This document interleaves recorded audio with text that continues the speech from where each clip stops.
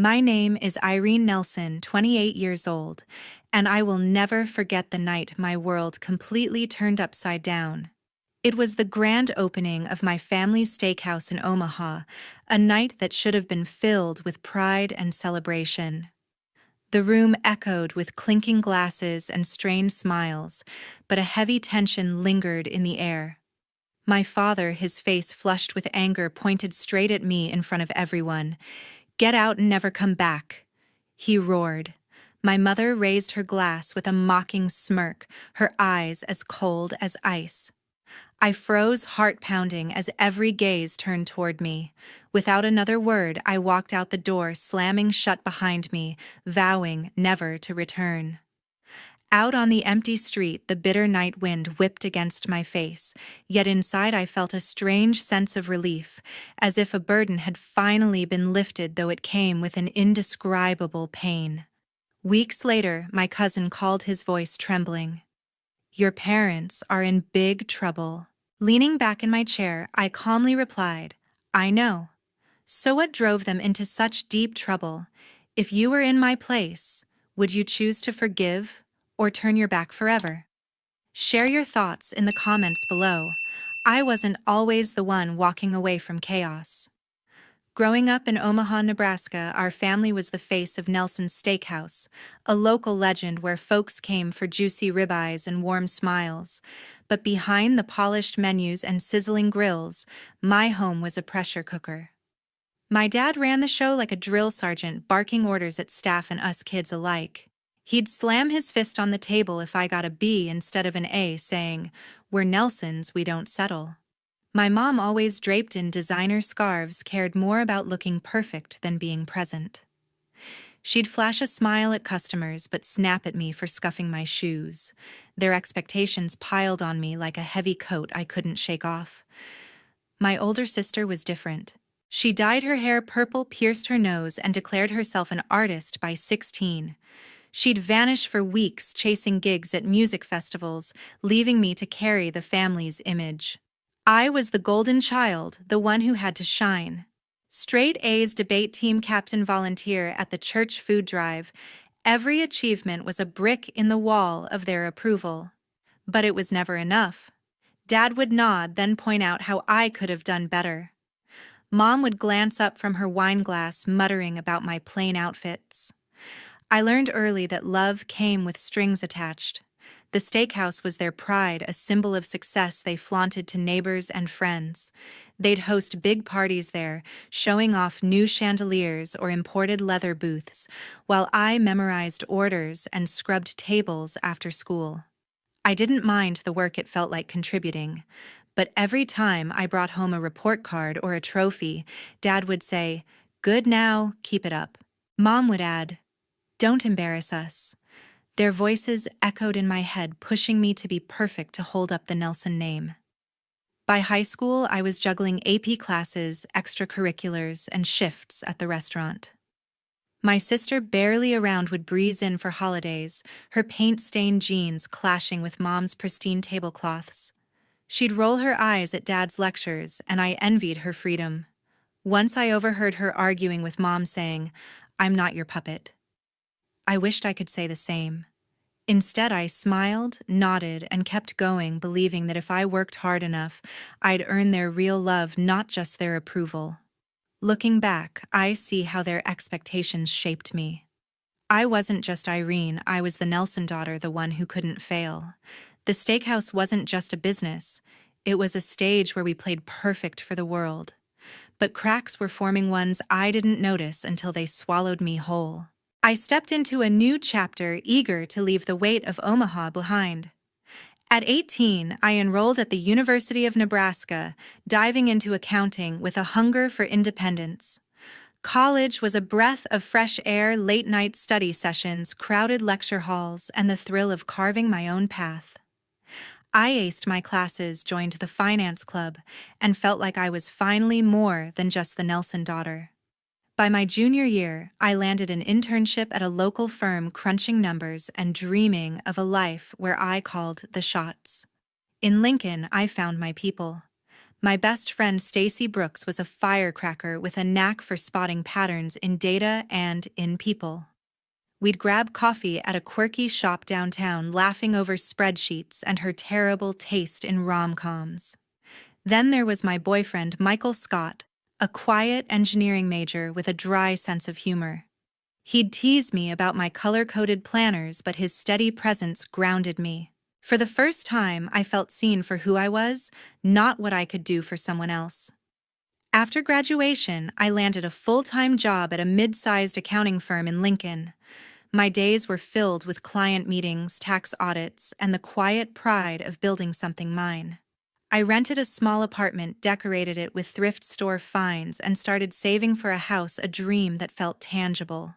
Stacy and I would spend weekends hiking at Pioneers Park planning our futures. Michael and I took road trips chasing sunsets across the plains. Life felt open, full of possibility.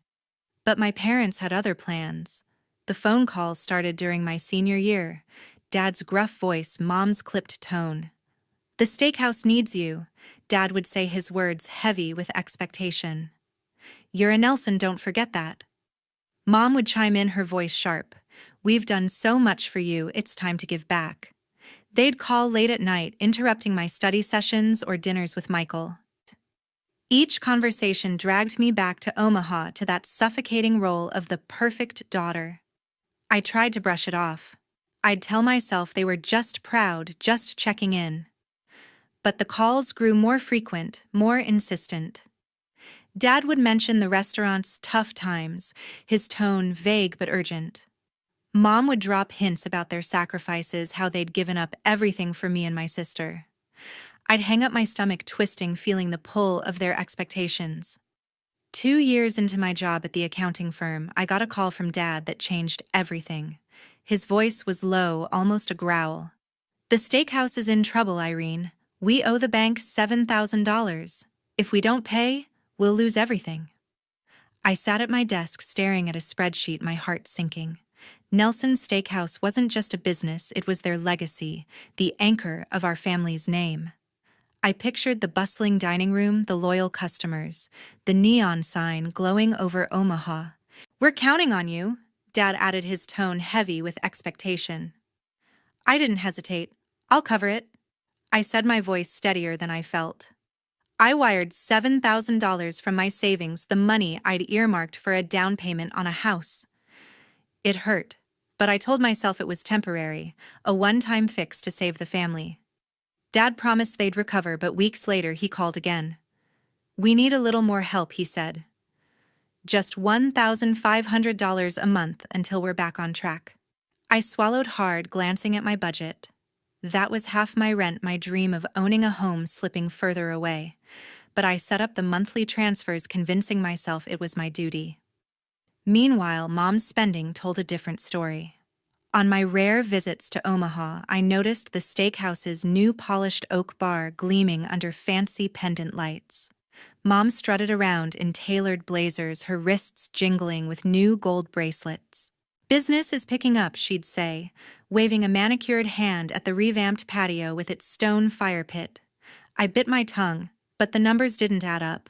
My transfers were supposed to keep the restaurant afloat, not fund Mom's shopping sprees. Once I overheard her bragging to a customer about upgrading the vibe with custom curtains. I stared at the ornate fabric, my stomach twisting.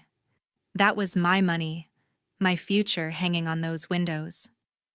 I tried talking to Dad. "The restaurant's fine now, right?"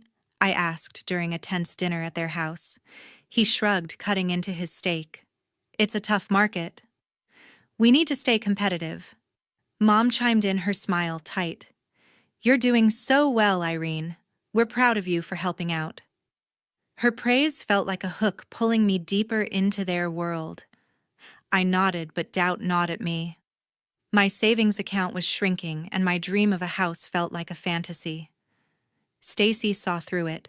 Over lunch in Lincoln, she leaned across the table, her eyes sharp. "They're using you, Irene. That new bar, those bracelets, you're paying for it all." I brushed her off, but her words lingered. Michael was less subtle. "You're killing yourself for them," he said one night, his voice low as we sat on my couch. They don't even say thank you.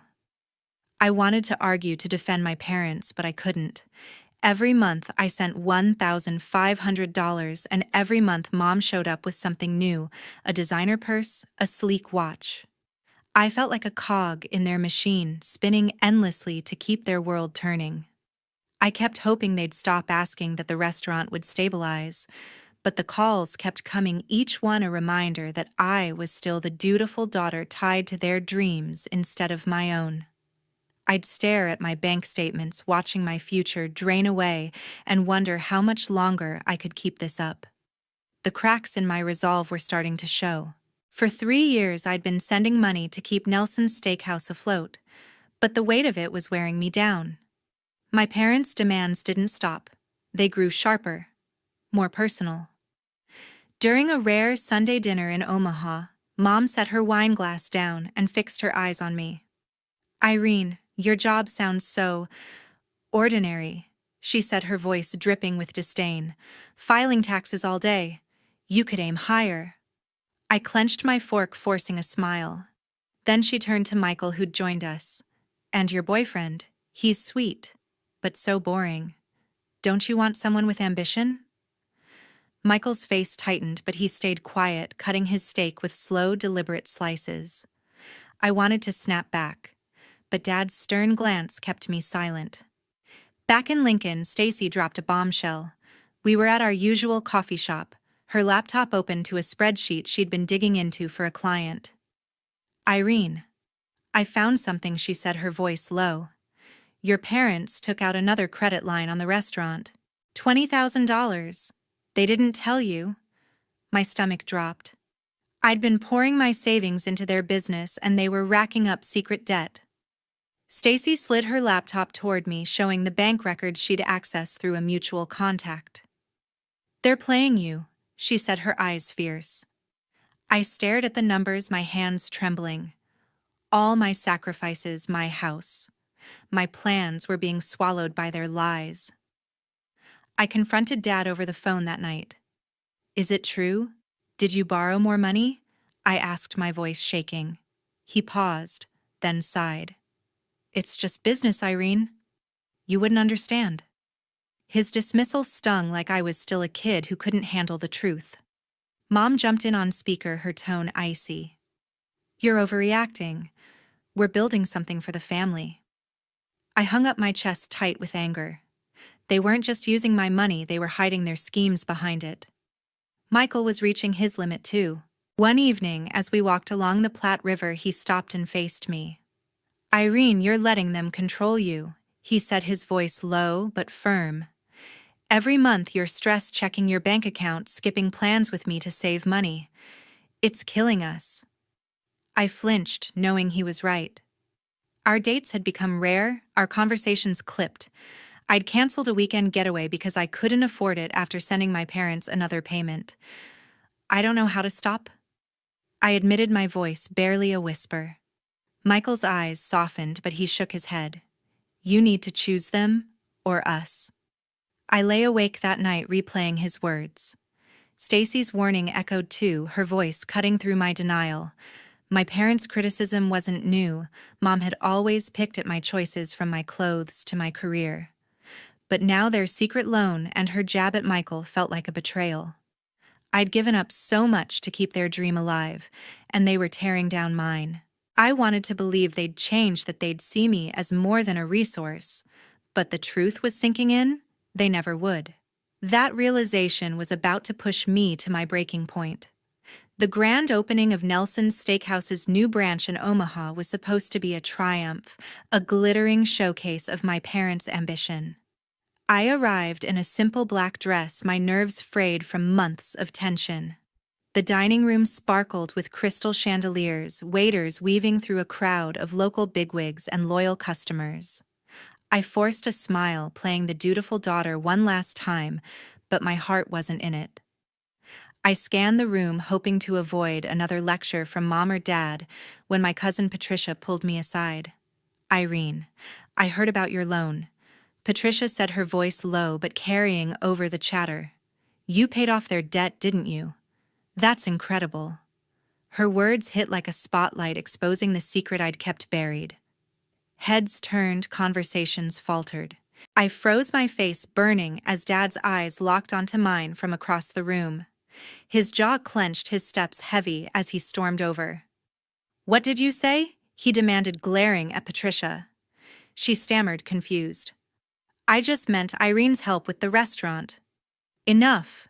Dad roared, his voice cutting through the noise like a blade. "Get out, Irene. Get out and never come back." The room went silent, glasses pausing mid-clink. My heart pounded, my legs rooted to the spot. Mom stepped forward, her wine glass raised, a smirk curling her lips. "You heard him?" she said, her tone icy, her eyes glinting with something cruel. The crowd parted their stares, boring into me. Patricia's face paled, her hand reaching for me, but I pulled away. I wanted to scream, to call out their lies, the secret loans, the endless demands, the way they'd drained me dry. But my throat tightened, words failing me. I saw Dad's red face, Mom's cold amusement, and something snapped inside. This wasn't my family, it was a trap I'd been too blind to see. I turned, my heels clicking on the polished floor, and walked out. The heavy glass door slammed behind me, the sound echoing in my ears. I stood in the parking lot, the Nebraska night air sharp against my skin, and made a choice. No more payments. No more saving them. I was done. Driving back to Lincoln, my hands gripped the wheel, my mind racing. I thought of the years I'd given them, my savings, my dreams, my peace, all for their approval. Patricia's slip had ripped the veil off, showing everyone what I'd been hiding. My parents didn't value me, they used me. Dad's rage wasn't about shame, it was control slipping away. Mom's smirk wasn't just cruel, it was triumph, like she'd won some twisted game. I pulled over, my chest heaving, and stared at my phone. No calls, no apologies, just silence. I opened my banking app and canceled the monthly transfer of $1,500. My finger hovered over the confirm button, then pressed it. A weight lifted, but it came with a pang of guilt. I pushed it down. They'd made their choice, and now I'd made mine. The steakhouse, their pride, their legacy, it wasn't my burden anymore. I started the car, the headlights cutting through the dark, and drove toward a life I could finally call my own. That night changed everything for me. Weeks after my phone stayed silent, no calls, no texts from my parents. I was free, but the cost was heavy. Then came the news, like a punch I saw coming but couldn't dodge. A colleague in Omaha texted me a headline: "Nelson's Steakhouse closes as bank seizes property." The bank had foreclosed, taking both the original restaurant and the new branch. Years of my savings poured into their dream, gone in a matter of weeks. I sat in my Lincoln apartment staring at the article, my coffee growing cold. The neon sign I'd pictured glowing over Omaha was dark now, the dining room empty. I felt a pang of guilt, but it faded fast. They'd built their empire on my sacrifices, and I wasn't the one who'd let it crumble. Dad's face at the opening, red with rage, flashed in my mind. Mom's smirk lingered too, a reminder of their betrayal. I pushed the thoughts aside, focusing on my work, my life, my future. Then one rainy evening, there was a knock at my door. I opened it to find Dad, his coat soaked, his eyes hollow. "Irene," he said, his voice softer than I'd ever heard. "I'm sorry. We messed up. The restaurant, it's gone. We need your help to start over." He stepped closer, his hands clasped, almost pleading. I stood frozen, my heart racing. This was the man who'd shouted me out of his life, now begging at my doorstep. "Please," he said. "You're our only chance." I took a deep breath, my voice steady. "You had your chance, Dad. You and Mom chose to lie, to use me. I'm done." His face fell, his shoulders sagging. He opened his mouth, but no words came. I shut the door, my hands trembling, and leaned against it, listening to his footsteps fade in the rain. It hurt, but it was final. I wasn't their lifeline anymore. Days later, another blow landed. A friend from Omaha called, her voice tight with disbelief. Irene, your mom's been claiming unemployment benefits, she said. She's been telling people she's working at the steakhouse, but it's been closed for weeks. I sat down hard, my mind reeling. Cheryl, who'd flaunted designer purses and custom curtains, was faking employment to collect checks. I dug into it, calling a contact at the state office. They confirmed it. Mom had filed for benefits, claiming she was laid off from a business that no longer existed. The audacity hit me like a slap. While I'd drained my savings to save their restaurant, she'd been scheming for extra cash. I called Mom, my anger barely contained. "Is it true?" I asked. "Are you collecting unemployment while pretending to work?" She laughed, a sharp, nervous sound. "It's just temporary, Irene. You don't understand how hard it's been." I hung up, her words ringing hollow. She didn't even try to deny it. The woman who'd criticized my job, my life, was playing the system, and I'd been blind to her deceit for too long. I sat at my kitchen table, staring at the life I was building in Lincoln. My apartment, my job, my dreams. They were mine, not theirs. Cutting them off wasn't just about money. It was about reclaiming my worth. I'd spent years chasing their approval, but their lies, Dad's fake remorse, Mom's fraud, showed me the truth. They didn't deserve my loyalty. I blocked their numbers, a final act of defiance, and felt a calm I hadn't known in years. That choice would shape my path forward. Months after cutting ties with my parents, I heard through a mutual friend that Dad had taken a job stocking shelves at a local supermarket in Omaha.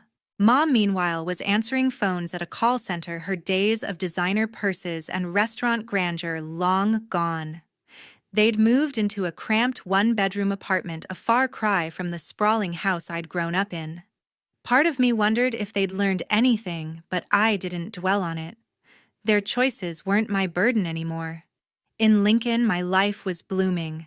After years of saving, I closed on a small house, a cozy 2-bedroom with a porch, perfect for morning coffee. The day I signed the papers, Michael stood beside me, his grin wide as he handed me the keys. "You did this," he said, his voice warm with pride. We'd weathered the storm of my family's demands, and our bond was stronger for it. We spent evenings painting the walls, picking out furniture, and planning a future that was ours alone. For the first time, I felt like I was building something that couldn't be taken away. I didn't forgive my parents, and I wasn't sure I ever would. Their lies, the secret loans, Mom's unemployment fraud, Dad's hollow apologies had shown me who they were. I'd spent years trying to be the daughter they wanted, sacrificing my dreams to prop up theirs. But walking away from the steakhouse that night, I'd chosen myself. It wasn't easy. Guilt crept in sometimes, whispering that I'd abandoned them. But I'd learned a hard truth. Love doesn't mean letting people use you. Setting boundaries wasn't selfish, it was survival. Michael and I hosted a housewarming party, filling our new home with laughter and friends. Stacy came, her sharp wit lighting up the room as she teased Michael about his questionable grilling skills. The air was warm, the music soft, and for once, I wasn't looking over my shoulder waiting for a call from Omaha. I stood on the porch watching the sunset paint the sky and felt a peace I hadn't known was possible. My parents' world had crumbled, but mine was just beginning. Looking back, I saw the lesson clearly. Family is supposed to lift you up, not pull you down. For years, I'd let Dad's expectations and Mom's manipulations define me, thinking that was what love looked like. But real love, mine for Michael, my friendship with Stacy, my commitment to myself demanded respect, not sacrifice. Setting boundaries with my parents wasn't about cutting them out. It was about protecting my dignity, my happiness, and the life I deserved. I'd spent too long trying to save them, only to realize the only person I needed to save was me. That lesson carried me forward, a compass for the years ahead.